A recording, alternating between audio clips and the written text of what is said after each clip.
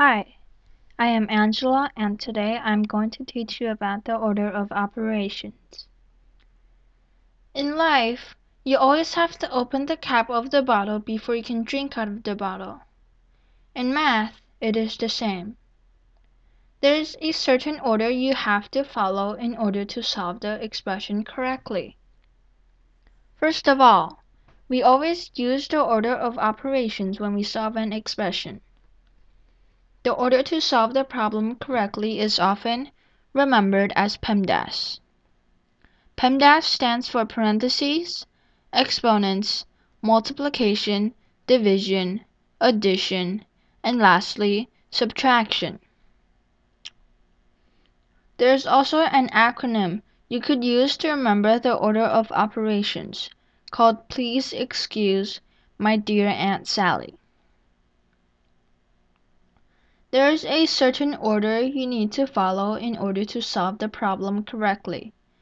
We must calculate the problems with parentheses first, calculate the numbers with exponents second, then calculate the expressions that have to multiply or divide, whichever one comes first, from left to right third.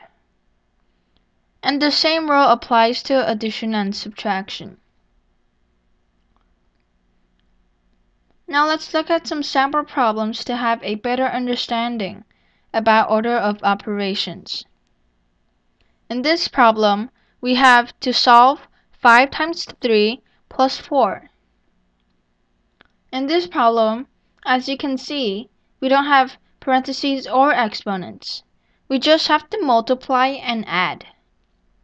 We will need to multiply first, since multiplication comes before addition in our order. So first, we need to do the 5 times 3. 5 times 3 equals 15. So now we have 15 plus 4.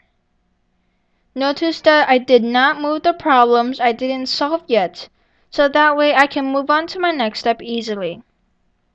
So in this case, I did not move the plus 4.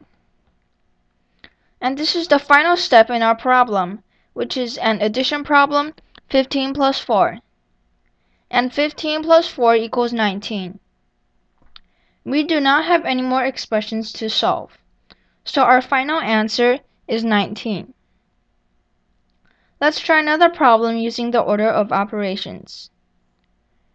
We have to solve 3 times 4 plus 2 squared minus 3. In this problem, I see parentheses, exponents, a multiplication, subtraction, and addition symbol.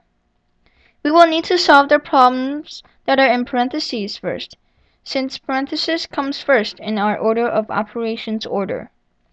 But notice that in the parentheses, I have an addition sign and I also have an exponent to solve. So what do we have to solve first in the parentheses? Yes, you are correct. We have to solve the exponents first. 2 squared equals 4.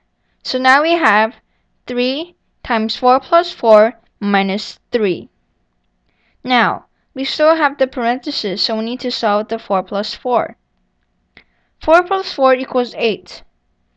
So now we have 3 times 8 minus 3. Now we don't have any more problems to solve in our parentheses, so now we need to do the multiplication. 3 times 8. 3 times 8 equals 24, and that leaves us with 24 minus 3. This is our final step since there's only the subtraction left for us to do. 24 minus 3 equals 21. So our final answer is 21. Let's try another problem. 25 divided by 5 times 5 plus 3 squared minus 1.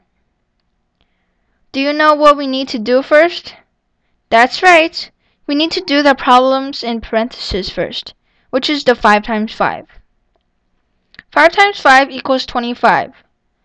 So now our math problem is 25 divided by 25 plus 3 squared minus 1.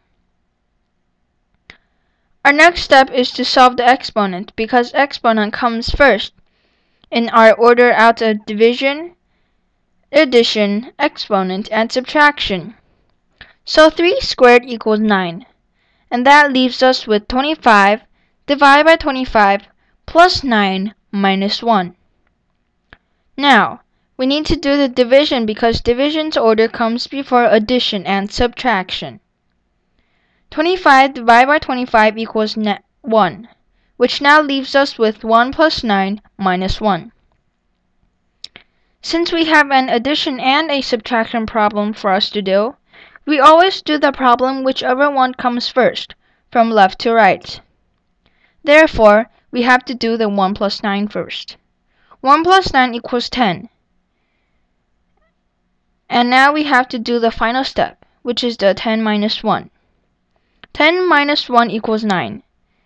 And our final answer is 9. Thank you for listening, and I hope you have learned something new from this video.